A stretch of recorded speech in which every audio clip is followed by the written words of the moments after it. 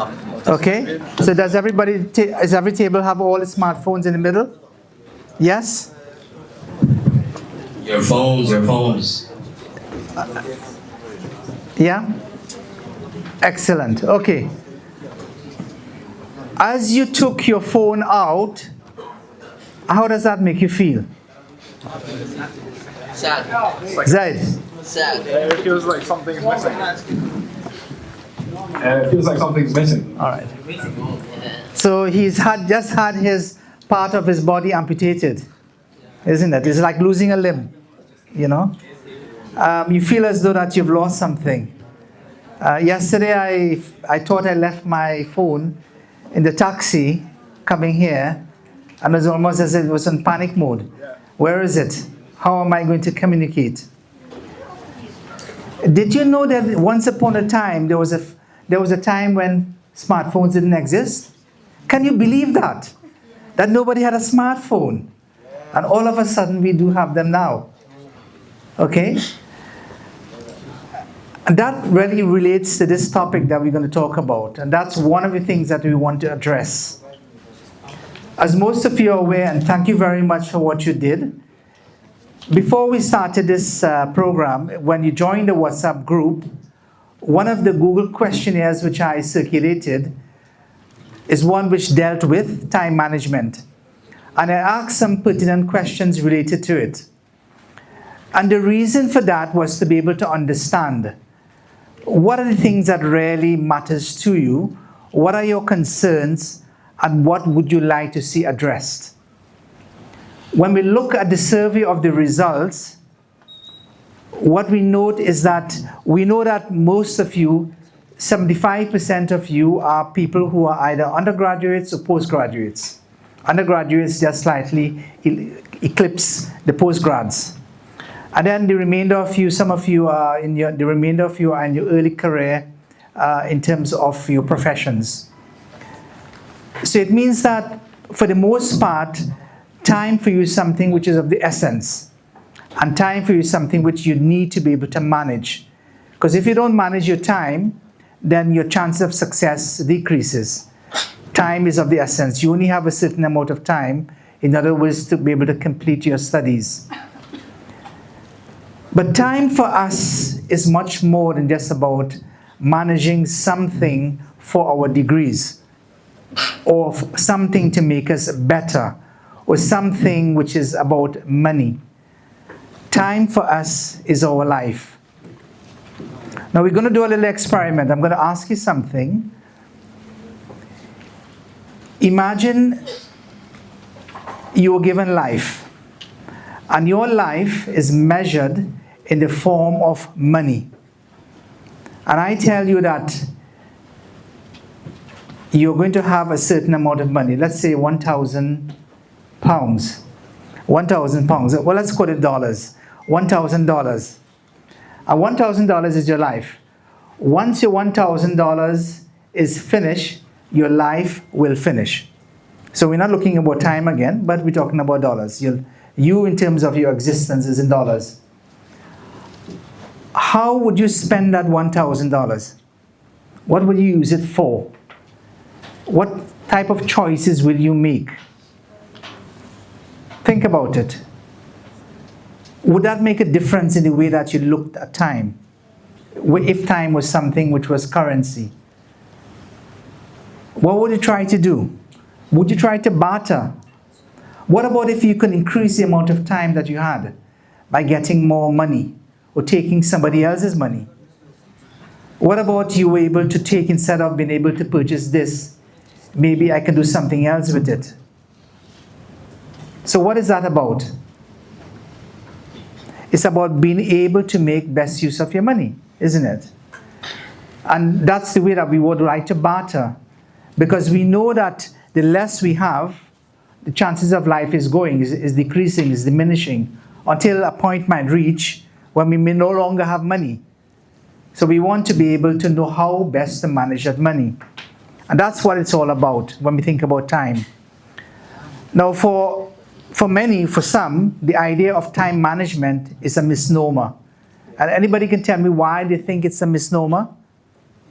Yeah? You don't have control over time. Yes, I mean, in a sense you don't. I mean, of course, we can artificially control time. We can say that we go across time zones, for instance. So I came from the UK. The time, there's a 7-hour difference between there and here, so that you can say that I have lost 7 hours by coming to Malaysia, technically. But that's only a technical difference, because by the time I get back there, I've already gained it again or something. But that's artificial. But beyond that, we don't. We don't have control. So in other words, it's about the way that we utilize this particular resource. Now, if you look at the title of this presentation, it's called Reclaim Time Management Workshop. So if we go to the next slide, this is a slide. Many of you are involved in education. And I put this slide up because for you to be able to make a change in your life, and what do you need for something to stick? These are some of the things I would like you to think about. So reclaim stands for it must be relatable. Anything, any subject that you're studying here, or at school, or at university, or in any professional setting, it has to be something which you can relate to. It has to be something which you can make comparison with. If you can't do so, then it's just information that is coming to you that can't be adequately processed. The next thing is that it must be engaging, and you must feel engaged with it. In other words, there has to be a level of increased energy, increased passion. There has to be a sense of enthusiasm about it. You must be able to connect with it, and it must be able to align with your values. If it can't align with your values, then it's going to be a mismatch. Last thing, something which is memorable. For the most part, if you think about your being here in Malaysia for these programs, what you will find is that the most memorable thing may well be something which happens to you outside of this particular setting. It could be a friend that you made. It could be an encounter that they have. It could be that you tried to go to the mall and you missed the turn, or you missed the street and you found yourself lost, and you sort of, you're wandering in all different directions. That might be the most memorable thing for you. It must be actionable. In other words, it must be able to make a difference. It must be something which is in a form that, yes, I can do it. It must be impactful, and it must be motivating. And for those of you who ever have to give presentations, this idea of reclaim is a good one for you to be able to adopt. So when you want to evaluate what you have done, think about reclaim. Think about, does your presentation match with all of these different things, inshallah. You don't need to copy this, you'll get the slides, inshallah. Okay, so I've asked you to put your smartphones in the middle of the table. Now I'm going to ask you to take your smartphones and do a little exercise. So calculate your collective phone screen report for the week. So everybody, open your phones and calculate and find out how much time you have spent on your phone. Do you know how to do that? Okay, so what do? You go to the settings, and then you scroll down, and what do you come to? You go to your screen time, and then take the number and then add it together in your group. So I'm going to give you 1 minute for that. Basam, you don't have a phone? Huh? All right, you're not connected. Yeah, you've lost your charge. So the whole group? Yes, so everybody has to do it individually and then add the numbers together, and let's see what you can come up with. Let's see who can win.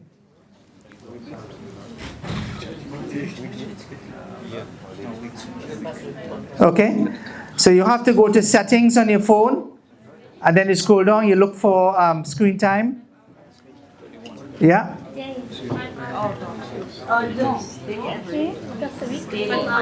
How many? Alhamdulillah. So add it up for the whole group now. Okay? You have to add it up for each of you in the group, and let's see what you can get. I want to get the number.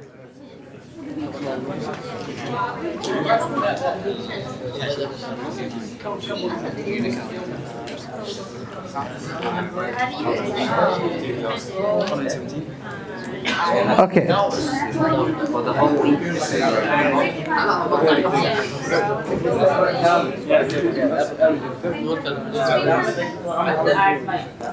All right.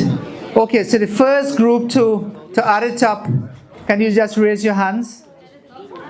The first group to do so. Come on, guys. Ah.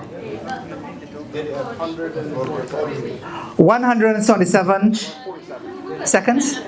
Hours. All right. 147 hours. Okay, one group. Any other group? Any other group can bet 147 hours?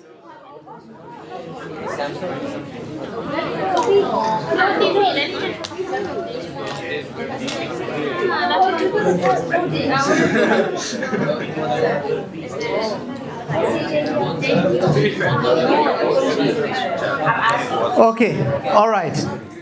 Okay, so one person, everybody has gotten it here? What number did you get? So anybody got it at all? Everybody knows what to do? Yes. Yes, you know what to do? Everybody here knows what to do. How much hours did you get? Huh? You can't calculate it. Okay. Okay. There's a calculator on your phone, you can add. What about this group?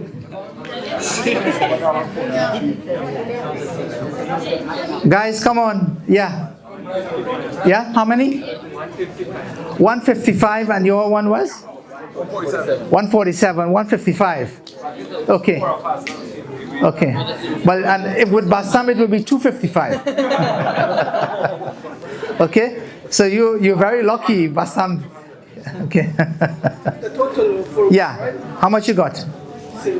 70. Is that all? Yeah. Oh, you were 70, is it? All right, you're 70. Okay, you might bypass everybody here in this group. What about you guys? The average for each one? Total. We calculate. 32 hours. 32. All right, okay. All right. Okay, guys, listen to this. The idea behind this exercise, how many of you, before you did this exercise, have looked at the number of hours that you have been spending?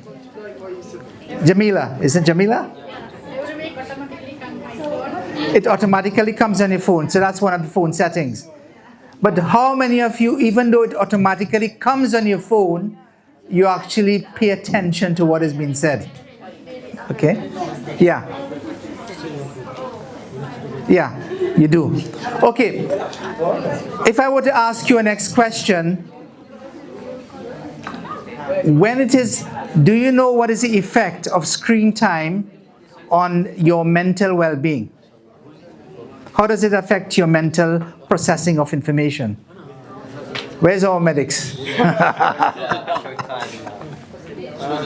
Come on. You could say at nighttime, like for example, blue light itself. Okay. Okay. All right, sisters. Blue light. Do you know about blue light?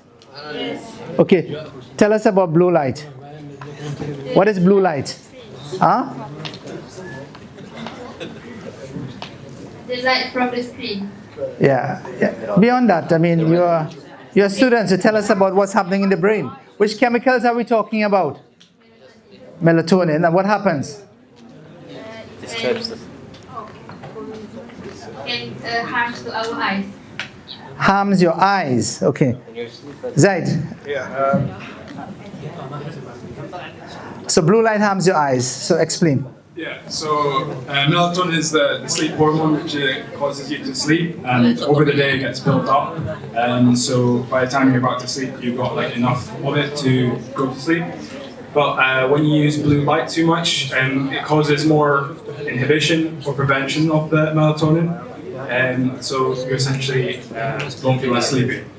Okay, so one of the sisters from that group, tell us what Zaid just said. Summarize it. It's okay to embrace this. Yeah. He was telling about melatonin. Melatonin is a hormone that affects the sleep, no, that produces sleep. But blue light, it disturbs sleep, so it harms the eyes and it gives an inhibition, so the person can't sleep. Yeah, okay, all right. Now, the idea behind the amount of time that we spend on social media or with our phones is very much linked the way that we're spending our time.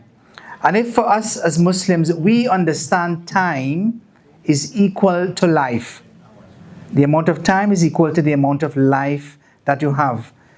The question is not that you are spending time in whatever device or in anything else, but it's about, is this the best way? Do you know that you will be held accountable for this time? As much as it's not just about what you do, it's also about what you don't do. And it's not just about what you do, whether or not it's good or not, or whether or not it's halal or not.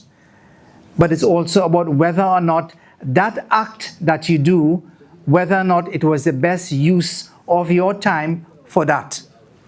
That's important. So you can have money, and you can say, well, look, if I, of 100% of my wealth, 2.5% goes to where? Where does 2.5% go? To your zakah. 2.5% zakah. That leaves you with how much wealth left of your savings? 97.5%.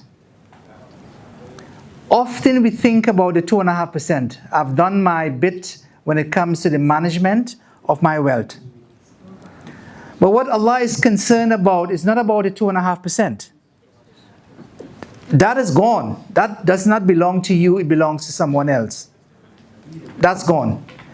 What He's more concerned about is the 97.5%. You believe that 97.5% is yours, isn't it? It's mine. I worked for it. I sweat for it. I went to work for it. I've worked all day. It's not yours. It's an amana. It's something that you will be questioned about. That's when we begin to ignore it, thinking that it's only about the 2.5%. I can buy whatever it is that I like. I can do with whatever it is that I want to do. I can squander the way that I would like to squander. Yeah, you can do. But know that that 97.5% will be questioned about also. Because it's about what you do, how you do it. And it's the same with time. With time, it's not just about what you do with your time, whether or not it's good. It's whether or not also whether it's the best thing for you to do at that time. For what you have will not come back. So this ayah of this hadith of Rasul Sallallahu Alaihi Wasallam talks about the feet of the sons of Adam will not move from before the Lord on the day of judgment until he is asked about the time and how he used it. So the way that we use our time is the way that we use our life. So think about its importance, inshallah. Now, before we get into it, and there are many exercises that we will do, there is something that is needed for us to begin to understand and make a transition. And that transition starts with the way that we think.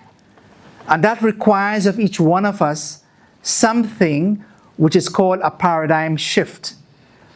My question to you is this: what is a paradigm shift? In fact, what is a paradigm? Anybody? Yeah. Paradigm is the way you see the world, the way you think about your life. It's like mindset. Okay. It's the way that you think and you see. I think there are trains in Malaysia, isn't there? Yeah, trains and trams and that type of thing. So he was on a train and it was late in the night one evening.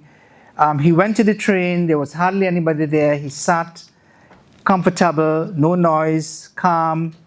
And then the train went on its way. It came to another station and then other passengers walked in. The passengers that walked in was a man, and he had 3 children. Okay? Man and 3 children, they walked in. Initially, the children were standing, and then the man just sort of, he looked quite exhausted. He sat down and then the children who were there, they were hyperactive.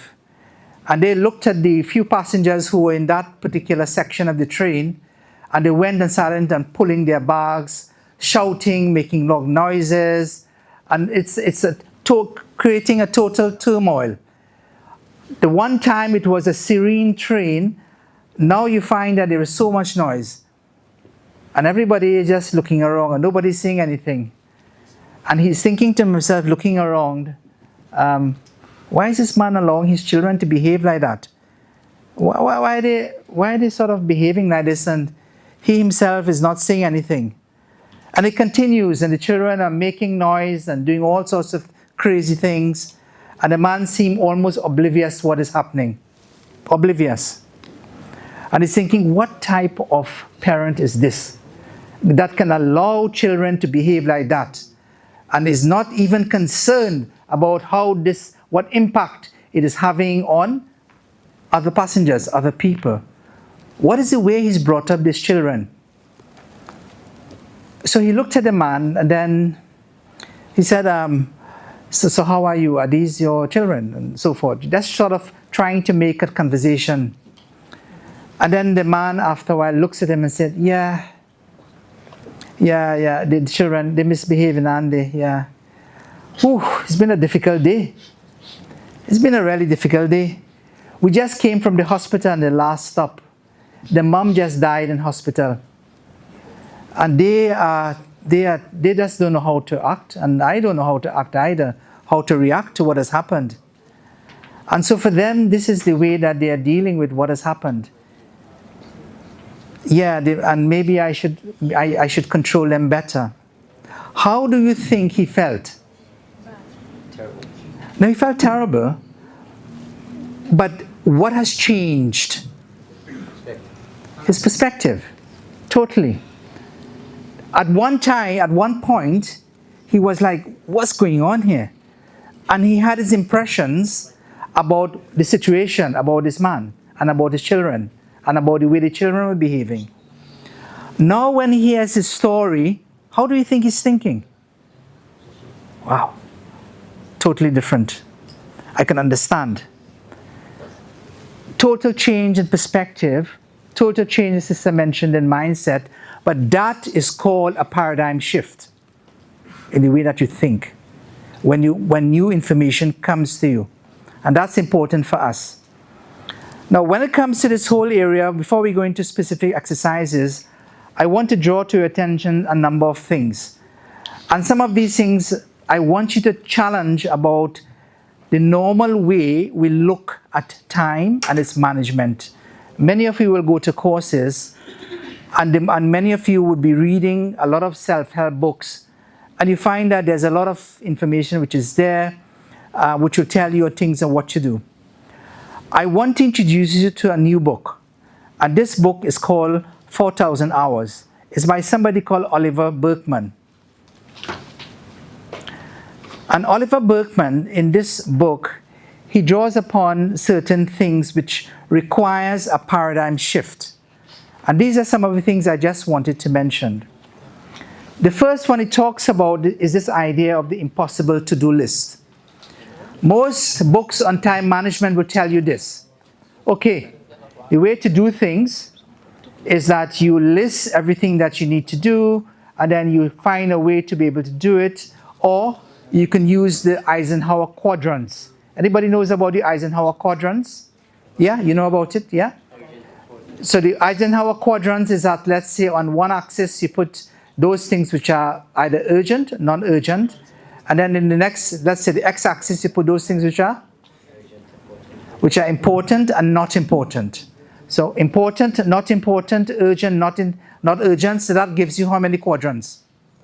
4 quadrants. And then you sort of allocate in each quadrant what you would consider to be urgent, important, and so forth and so on.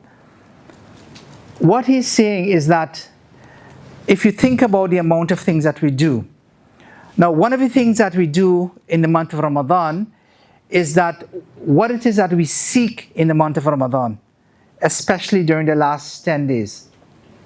What it is that we seek? Huh? Laylatul Qadr. And where does that come from the Quran? Huh? From Suratul Baqarah? Suratul Qadr. Okay? Suratul Qadr. Okay? So Laylatul Qadr, Suratul Qadr. And how many months does it say it is equivalent to, better than, that night? 1,000 months. How many months are there, how many years are there in 1,000 months? 83 point? Okay, your calculator is working, I see. Okay, good. And how many weeks is there? How many weeks? Huh? Approximately 4,000. So Oliver Berkman has written this book, 4,000 weeks, but for the idea of 4,000 weeks is already there in the Quran. And if you think about it, that's about the average lifespan of a human being. When you think about the idea of 4,000 weeks, it's about being able to let you know that this is your total life. It's only 4,000 weeks. Okay? It's only 4,000 weeks that you have. When you think about years, you can think about, wow, I can live to 90, I can live to 80. I still have all of those years because I'm just around 20, 25. 75% of you are between the ages of 18 and 24 in this room. Okay, another 15% of you are between 24 and 28. And then we have some of you who are a little bit older than that. Let's say 30 plus. Okay? But the point being is that when you are at that lower end of the spectrum, in terms of your age, you begin to see that, but hold on, I'm here, I have all of this left. But you don't realize how fast that time goes. Because without, in a blink of an eye, the idea of, there's this whole concept about the way that we view time in terms of literally the amount of time it takes, in terms of the rate in which time seems to be evading us. In other words, in terms of our ability to be able to observe time as it moves. So things are happening around us, but it seems to be happening at a quicker rate. So the rate of change of things.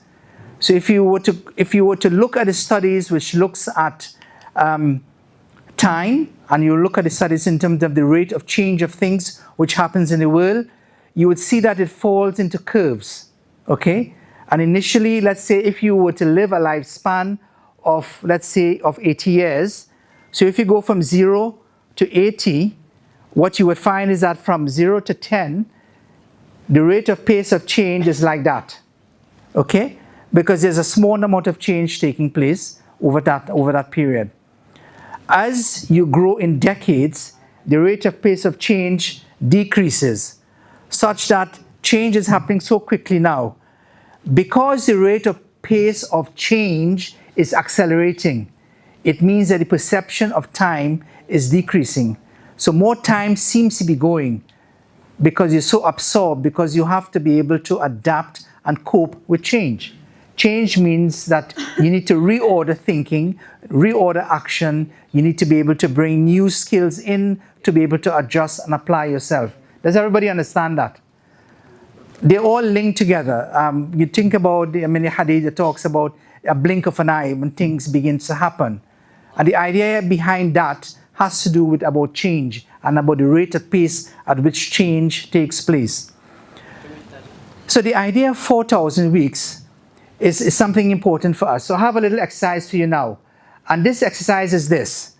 I want you to calculate for me how many weeks you have left of your life. Imagine that you're going to die at 80. All things being even, as Sheikh Nuruddin would say, under standard temperature and pressure. Okay? How many weeks of life do you have left? Quickly, 1 minute. And you can use your smartphones if you can't calculate. How many weeks of life do you have left? Sister? 2,480 weeks left. Yeah. How many? A bit more. Okay. You want to exchange? Okay. 1,985. Okay. Yeah. Okay. Okay. So everybody got a number? Yeah? Everybody got a number of weeks that they have left to live? Okay. Now, this is the reflective exercise I want you to think about. When you calculated and found that you had a number, okay? So you've done the exercise, you found that you have a number. 3,016. 16. Okay. All right, how much did you? 2,000 plus. Okay. 2,600. 2,600. Okay. All right. My question to you is this now. You've just calculated the rest of your life. How does that make you feel? Sad. I have a lot of time. No. Huh? Yeah? How does that make you feel? Anybody? Anxious. Huh? Limited. Time is limited. The time is limited. How does that make you feel? So, Mus'ab, isn't it? Mus'ab says limited. Anybody else? What's a word? I just want one word to describe what it is, how you felt, knowing the amount of weeks you have left. Stressed. Huh? Surreal. Okay, surreal. Okay. Yeah, anybody else? Scared. This table? Numb. Optimistic. Optimistic. Okay. Anybody else? How do you feel? Ambivalent. Okay. All right. I don't care. So there's a reaction that comes with it. So it's a sense of realization. Now, what I want you to think about now is I want you to link the amount of the time that you have left with the amount of things that you think that you want to do for the remainder of your life. In other words, your legacy. You have lived to the point of where you are. You've dreamt the dreams that you have. You want the things that you would like to see. Now you know how much time you have left. How do you feel? Can you actually achieve those things? Anybody? So that's another question, because it begins to tell us, well, hold on. If, as the sister mentioned, I only have 2,690 weeks left, then can I realistically do those things which I really want to do? Or do I have to think about the idea of prioritization? Even if it be, let's say, you want to change the world, you want to be change makers, but can you really change? Or do you want to be able to initiate something? Did Ibrahim alayhi salatu wasalam, Ibrahim, did he ever think that the du'as that he mentioned, that he would be able to do it himself? Do you think? He was the first international da'iyah, traversing the world, moving from one land to another. Do you think that he thought that he can convert and he can change and he can reform and transform all of these different cultures and people that he was encountering? What was he doing? He knew that he had to lay the foundation such that his work can continue. The concept of sadaqat jariyah. That he is, in a sense, one of the things that takes place every 4 years is the Olympic Games. And what does the Olympic Games start with? Anybody? What does the Olympic Games start with? Before the opening ceremony is the torch. What's the purpose of the torch, Mus'ab? It symbolizes the event. But what is the torch telling us? God. Huh? God? Okay, it could be, but not, yeah? Continuity. It means that for this legacy to be able to continue, there has to be a link from what came before to what will be coming next. So they're already thinking about planning way ahead. 4 years before, they know that they have to do something. For Ibrahim alayhi salatu wasalam, he was not just thinking about 4 years. How was he thinking? Thousands of years. What is the time, the span of time between Prophet Ibrahim and Prophet Muhammad sallallahu alaihi wasallam? How much time passed between one? Was it months? No? Was it months? No? Was it a few years? Was it a couple of hundred of years? No. Was it a couple thousands of years? Okay. Thousands of years. So it took thousands of years for this, what he was planning for, to be able to come to fruition. But he planted the seed. Not just in one place, but his seeds were planted all over. Different children, with his cousins, relatives, others, to be able to share that message.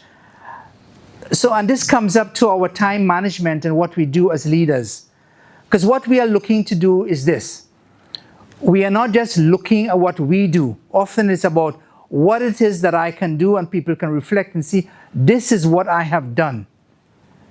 The true test of the leader is when you can look back into history and they said, this is how he was able to do it, the continuity of his generation. That's the measure. That's the measure that says what it is you have done, whether you've been successful or not. It's the same as when you look at the seerah and you look at Rasul sallallahu alaihi wasallam, what you begin to realize is that by the time that there are many things that he would have loved to do. Would he not have not loved to see the whole of the Arabian Peninsula convert to Islam? Would he have not loved to see that the Byzantine Empire destroyed or the Persian Empire conquered? Wouldn't he have loved to see all sorts of things happen and people come into Islam in droves? It didn't happen. It came to a point, but what he did and his part for the limited time that he had was to be able to prepare a generation who will do that. That he will never see, but he knows that, yeah, I've left it in good hands. It's about succession planning. And a big part of what we're talking about here, when it comes to time management as leaders, is how do you prepare the next people to come? It's not about what you do, it's how you prepare them. How successful you are is not about it's not about just your personal impact. It's about the impact that you have in those. When you are not there, what happens next? And that's why in so many different Muslim organizations, this is what happens. You have the charismatic leader who comes on the scene, who is brought into power, and who is such an amazing figure. Everybody loves him. He's able to mobilize people, very motivational. And things happen, and everybody is happy, and success to be around the corner, and the impact is great at the time. And then suddenly something happens, he dies, he gets sick, he leaves, what have you. And then what happens to the organization? It goes with him. Is he successful? It's only temporary. Has he really done his job? Has he prepared the next generation to do so? So that's something important for us to think about, inshallah. Okay, so the impossible to-do list. So his point, Oliver Bergsman's point, is that this idea of to-do list is impossible to do. And really, what we ought to be thinking about is this. We ought to be thinking about the things that we really want to get done. The things that we want to get done. The Eisenhower quadrants teach us about the things which are important and the things which are urgent or time bound. What he is saying is not to forget, but do not go beyond that. and think about the things which are necessary to be done and get to that point. Once you begin to think the things about which are necessary, which are going to have the impact that you want to do, then you can begin to negotiate with the other things that you have to do, inshallah. The second thing is about this thing called the efficiency trap.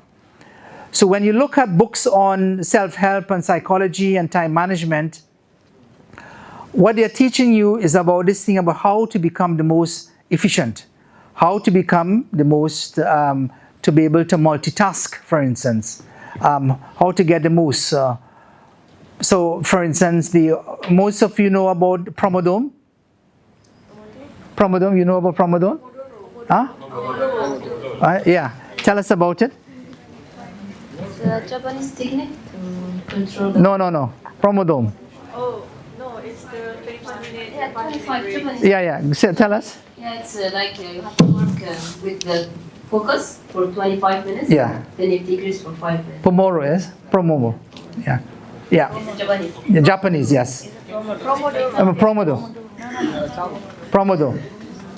Pomodoro is something else. Okay, inshallah. Okay, so his point about this is that beware of the efficiency trap.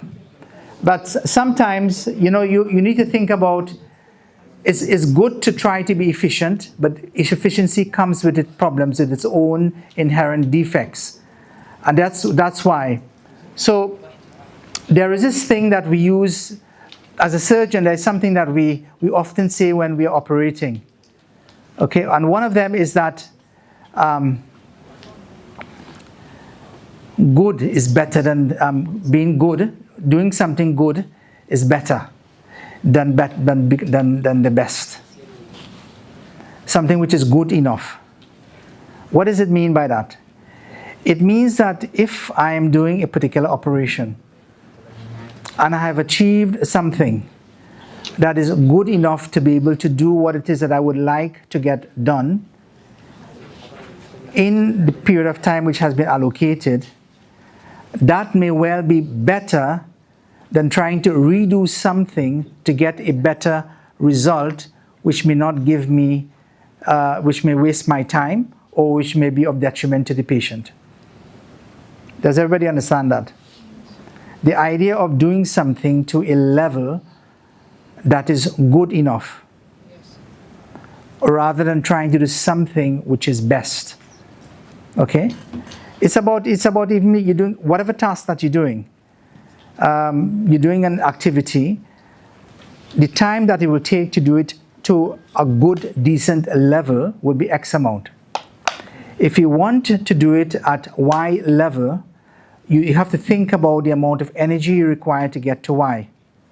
The question is it worth getting to Y when you can do X and you can do more of X?